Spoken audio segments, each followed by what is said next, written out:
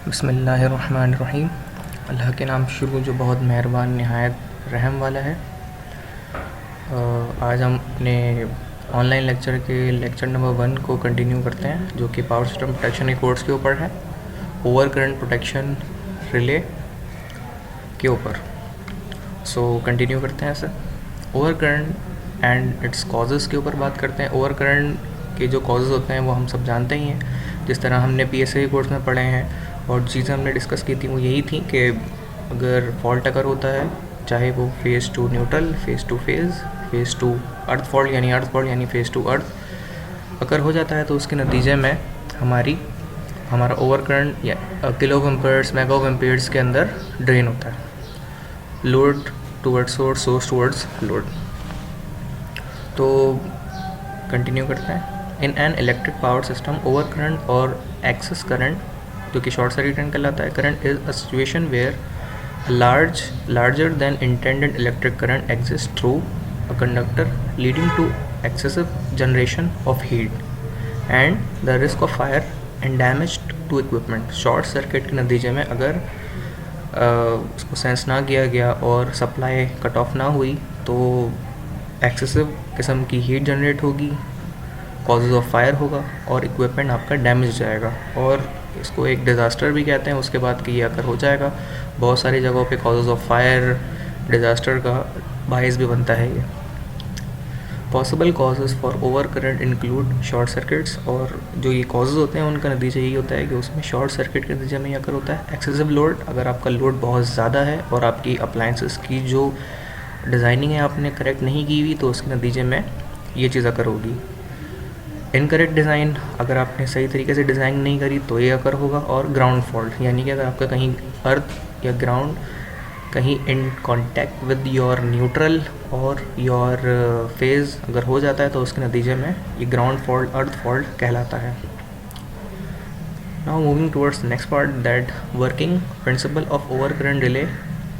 In an over current relay there would be essentially a current coil. When normal current flows through this coil, the magnetic effect generated by the coil is not sufficient to moving element of the relay. As in this condition, the restraining force is greater than deflecting force. But when the correct thought, the coil increase, the magnetic effect increases, and after certain level of current, the deflecting force generated by the magnetic effect of the coil crosses the restraining force. As a result, the moving element starts moving to change the contact position in the relay. अब इसमें ये बताया गया है कि अगर आपका fault अगर हो जाता है और आपने वहाँ पर अपनी इस प्रोटेक्शन स्कीम में ओवर करंट रिले को इम्प्लीमेंट किया हुआ है, तो ऑब्वियसली वो किसी ब्रेकर के ज़रिए, रीस्टरिंग फोर्स के ज़रिए से, ब्रेकर जब ऑन किया जाता है तो रीस्टरिंग फोर्स होती है जो उसमें एब्जॉर्ब हो जाती है, और जैसे ही वो ट्रिप होता है तो वो रीस्टरिंग फोर्स जो कि उसने अपने अंदर सेव की होती है वापस रिलीज़ करती है और ब्रेकर ट्रिप हो जाता है। ट्रिप करने की पोजीशन ये कहलाती है कि रीस्टोरिंग फोर्स के नतीजे में ही वो ट्रिप कर पाता है। सो अगर नॉर्मल कंडीशंस है तो नॉर्मल कंडीशन के अंदर आपका करंट नॉर्मल वे में फॉलो होगा और ब्रेकर ट्रिप नहीं होगा। लेकिन एबनॉर्मल कंडीशन के अंदर अगर शॉर्ट सर्किट अगर होता है तो वो ब्रेकर को ट्रिप करवा देगी, और ब्रेकर को ट्रिप करवाना रीस्टोरिंग फोर्स के रिजल्ट के नतीजे में होगा। ओके, ओवर करंट प्रोटेक्शन के हवाले से अगर हम इस ब्लॉक डायग्राम को डिस्कस करें, तो ये सिंगल लाइन डायग्राम आपको दिखाई जा रही है जो कि यहाँ पे मौजूद है। सबसे पहले बस बार लाइन की, जब सिंगल लाइन डायग्राम के अंदर हम सिर्फ सिंगल लाइन को रिप्रेजेंट करते हैं, तो बस बार के बाद हमारी ये लाइन सिंगल लाइन की गई हुई है, और उसके बाद नॉर्मली ओपन के कांटेक्ट में ये लगा हुआ है। वैसे तो ये नॉर्मली क्लोज में होता है, लेकिन जैसे ही ट्रिप कॉइल एक्टिव होती है तो ये क्लोज ओपन हो जाता है, तो ये नॉर्मली क्लोज होता है। सो ये आपकी लाइन जा रही है जो कि सर्किट ब्रेकर की कॉइल को ट्रिप करवाने के दौरान नॉर्मली क्लोज से ओपन करवा देगी। उसके बाद जो है यहाँ से लाइन अच्छा ये सेंस कैसे करवाएगी कि इस लाइन के अंदर जो सीटी लगी हुई, जैसे करंट ट्रांसफार्मर कहते हैं, वो उसको एब्जॉर्ब करेगी। फर्दर आगे फ्यूज़ भी है, यहाँ पर करंट ट्रांसफार्मर के ज़रिए से कॉइल अटैच है जिसके अंदर करंट जा रहा होगा, ये आपकी रिले की कॉइल होती है। अगर करंट इसमें ओवर करंट सेंस हो जाता है, रेटेड से मुकाबले में ज़्यादा हो, एबनॉर्मल हो, शॉर्ट सर्किट करंट हो, तो यहाँ पर ये एब्जॉर्ब होता है रिले की कॉइल में। रिले की कॉइल जो है इसे नॉर्मली ओपन से क्लोज़ करती है इस कॉन्टैक्ट को, और ये एक डीसी बैटरी एनर्जाइज कॉइल होती है जो कि ट्रिपिंग कॉइल को एक्टिव करती है, और यहाँ से ये कॉन्टैक्ट जो कि नॉर्मली क्लोज में लगा हुआ था इसे ओपन कर देगी। यही मैकेनिज्म फॉलो होता है ओवर करंट रिले के अंदर। Over current relays are feed from current transformer, जिसको सिटी कहते हैं, और ये करंट ट्रांसफार्मर या पोटेंशियल ट्रांसफार्मर इंस्ट्रूमेंट ट्रांसफार्मर कहलाते हैं। whenever the current through the relay exceeds the present value, यानी कि नॉर्मल करंट के मुकाबले में अगर ज़्यादा हो जाए, the relay operates and accurate the trip coil, active कर देगी ट्रिप कॉइल को of the circuit breaker, isolating the faulty section from the electrical system. और फिर इस तरीके से अगर हो जाता है सप्लाई, तो आपकी ट्रिपिंग कॉइल इसको यहाँ से ओपन कर देगी, यानी नॉर्मली ओपन हो जाएगा क्लोज से, और आपका सर्किट ब्रेकर फॉल्ट से आइसोलेट हो जाएगा। Further more types of over current relay, जो कि हमारी 3 से 4 किस्म की होती हैं, उसे हम डिस्कस करते हैं। Depending upon the time of operation, over current relays are classified into 3 groups: instantaneous over current relay, definite time over current relay, and inverse time over current relay. Now move on to the instantaneous over current relay की हम बात करें तो instantaneous, जैसे उसके नाम से भी जाहिर है कि जैसे ही फॉल्ट अकर होता है वो ट्रिप करवा देगी। तो इंस्टेंटेनियस मतलब फौरी करना, फौरी ट्रिप करवा देना, एक्शन परफॉर्म करना। So this relay is referred as instantaneous over current relay. The relay operates as soon as the current in the coil gets higher than the preset value. अगर आपकी rated के मुकाबले में वो current की value ज़्यादा हो जाती है, तो आपका जो रिले का ऑपरेशन परफॉर्म होगा और ब्रेकर को ट्रिप करवा देगी, वो जो ऑपरेशन हमने अभी सिंगल लाइन डायग्राम में फॉलो किया है। तो रेटेड करंट जो प्रीसेट वैल्यू है आईपी से अगर ज़्यादा हो जाती है तो वो ओवर करंट कहलाएगा। Now there is no intentional time delay. अच्छा, इस रिले में एक खुसूसियत ये होती है कि इसमें डिले नहीं होता, डिले सेट नहीं होता। There is always an inherent time delay of the order of few milliseconds, और ये रिले फ्यू मिली सेकेंड्स के अंदर अपना ऑपरेशन परफॉर्म करवा देती है। Attracted armature type release shows this characteristics. अच्छा, इन्हें वहाँ इम्प्लीमेंट कर सकते हैं जो आर्मेचर टाइप के ऑपरेशंस हैं, वहाँ पे इस टाइप की रिले को हम इम्प्लीमेंट करवा सकते हैं। करेक्टरिस्टिक ऑफ इंस्टेंटेनियस रिले की अगर हम बात करें तो ये स्केल आप देख रहे होंगे कि यहाँ पर रेटेड करंट जो कि आईपी प्रीसेट वैल्यू, अगर इससे पहले एम्पेयर रहेगा तो ट्रिप नहीं होगा, और इसके बाद अगर हो जाएगा तो वो ट्रिप हो जाएगा करंट। सो ये मैकेनिज्म इस रिले के अंदर था। नेक्स्ट पे हम बात करते हैं definite time over current relay की। अगर हम बात करें तो this relay is created by applying intentional time delay over crossing pickup value of the current. A definite time over current relay can be adjusted to issue a trip output at definite amount of time after it picks up. Thus it has a time setting adjustment and pickup adjustment. इससे पहले जो relay हमने discuss की थी इसके अंदर इसे instantaneous over current relay हमने कहा था, और इसके अंदर एडजस्टेबल टाइम नहीं होता, जबकि definite time over current relay जो होती है इसके अंदर आपका एडजस्टेबल टाइम होता है। ये फ़र्क है। और ये रिले कहाँ इम्प्लीमेंट होती है? Attracted armature type release with time element shows this characteristics.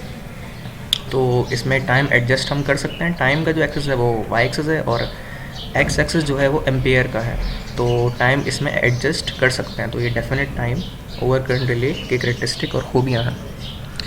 Inverse time over current relay की अगर हम बात करें तो inverse time is a natural character of any induction type rotating device. ये रिले वहाँ इम्प्लीमेंट होती हैं जहाँ पे आपकी रोटेटिंग डिवाइस काम करती हैं, उन लोड्स के अंदर जो कि रोटेटिंग टाइप की मोटर होती हैं, शाफ्ट्स होती हैं, उनके अंदर ये इम्प्लीमेंट की जाती हैं। This means that the time of operation inversely varies with input current. तो टाइम जो है वो वेरी करता है इनपुट करंट के मुकाबले में। This characteristics of electromechanical induction disc relay in very suitable for over current protection. तो ये electromagnetic induction disc of relay के ऊपर इम्प्लीमेंट करती है या उसको सूटेबल और ओवर करंट रिले की प्रोटेक्शन में काफ़ी अहम साबित होती है. In this relay if fault is more severe it would be clear more faster.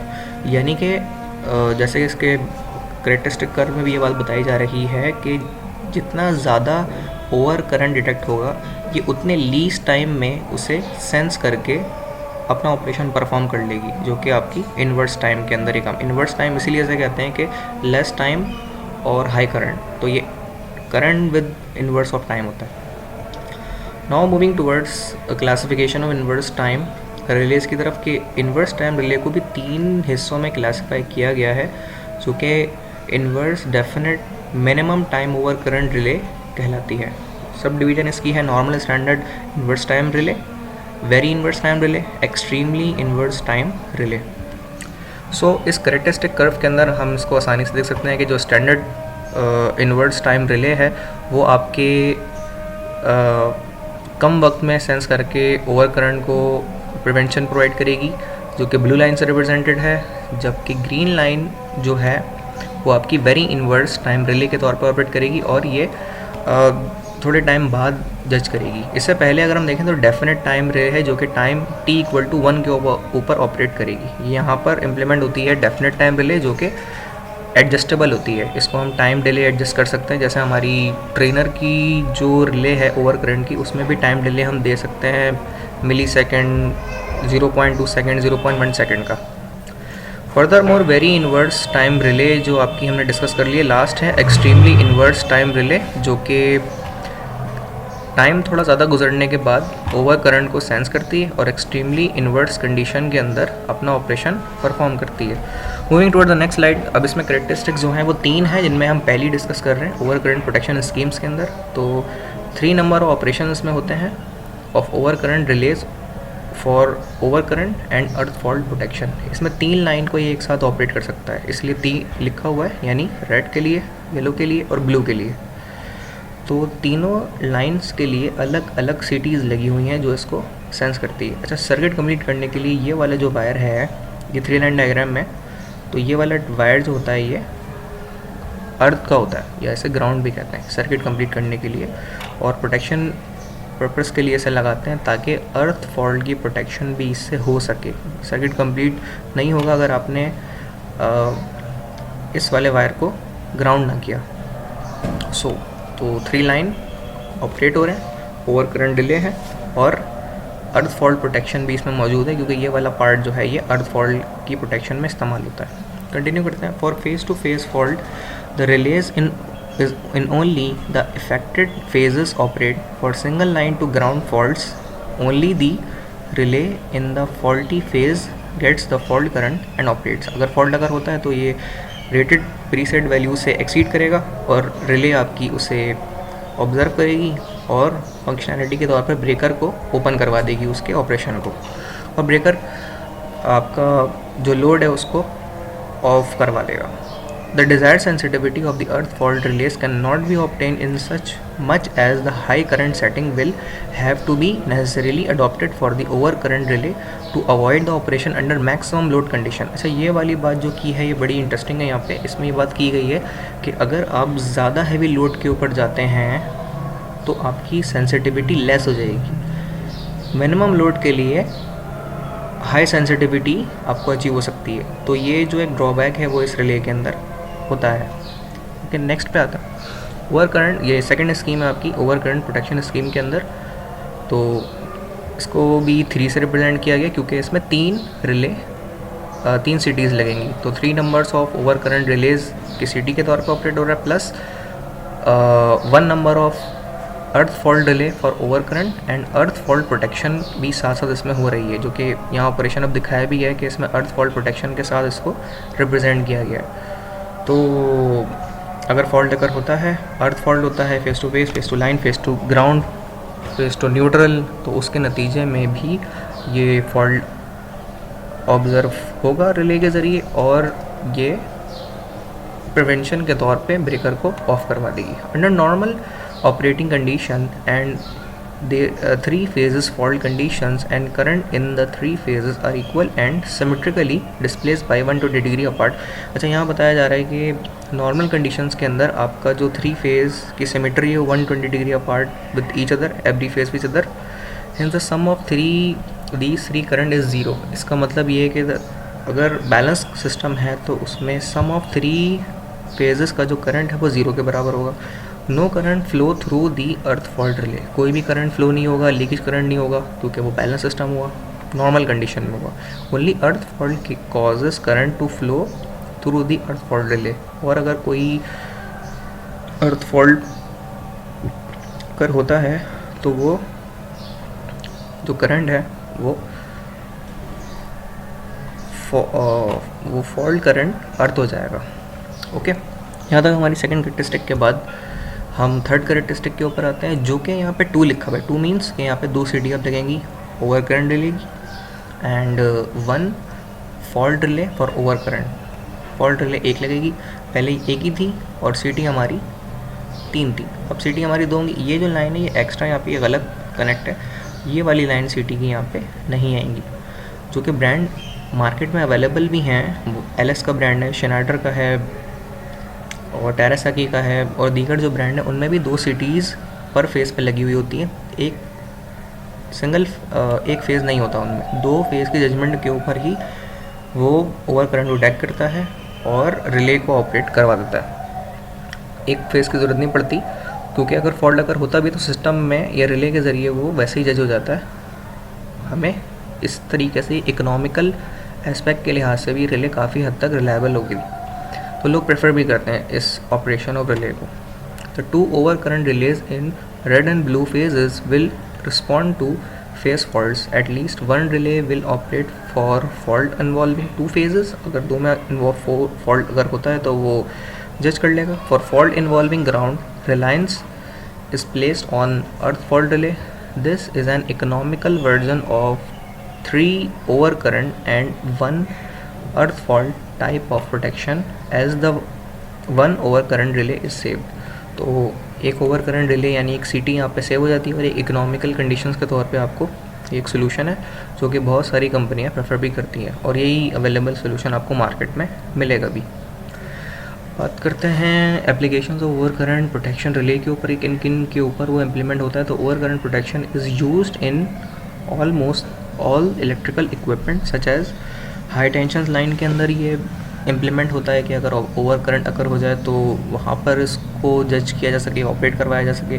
Transformer के केस में ओवर करंट इम्प्लीमेंट होती है, जनरेटर्स के अंदर, रिएक्टर्स के अंदर, रिक्लोजर्स के अंदर, कैपेसिटर बैंक्स जो कि हमारे PFI प्लांट्स कहलाते हैं, ऑटो मैनुअल मोटर के ऑपरेशन ऑफ केस के अंदर, थर्मल ओवरराइड कंडीशन या थर्मल कंडीशंस के ऊपर, या ओवर बर्निंग ओवरलोड कंडीशंस के तौर पे अगर उसकी प्रिवेंशन चाहिए तो आप ओवर करंट रिले को मोटर के केस में स्कीम में भी इम्प्लीमेंट करते हैं। Neutral displacement release and capacitor banks में इस्तेमाल होते हैं। ब्रेकर फेलियर प्रोटेक्शंस में भी ओवर करंट रिले के हम इस्तेमाल करते हैं। फर्दर यहाँ तक हमारा आज का ओवर करंट रिले का जो सेशन है, लेक्चर है, वो एंड होता है। और आज की अच्छी बात पे आज का लेक्चर एंड करते हैं कि अपने घर वालों का और आस पड़ोस के लोगों का ख्याल रखिएगा। आपसे हम नेक्स्ट लेक्चर में मिलेंगे जो कि डिफरेंशियल प्रोटेक्शन रिले का होगा। कोई भी क्यूरी अगर आपकी होती है लेक्चर के हवाले से तो आप मुझे मेल कर सकते हैं adilkhanpakistan@gmail.com के ऊपर कोई अगर क्वेश्चन हो, और इसके अलावा adil.khan@hamdard.edu.pk के ऊपर भी आप अपनी कोई बात पूछना चाहें तो वो शेयर कर सकते हैं। और इसके अलावा अहमद फ़ारूकी और मोहम्मद कासिम से भी ये दोनों एज अ CR के तौर पे ऑपरेट कर रहे हैं, मेरी कम्युनिकेशन फोकल पर्सन है जो कि सब आप लोगों तक डिलीवर कर रहे हैं। कोई डिफ़िकल्टी होती है तो आप इनसे भी डिस्कस कर सकते हैं, ये आपका मैसेज मुझ तक पहुंचा देंगे। ओके जी, यहाँ तक आज का सेशन एंड करते हैं। तो अल्लाह हाफ़िज़।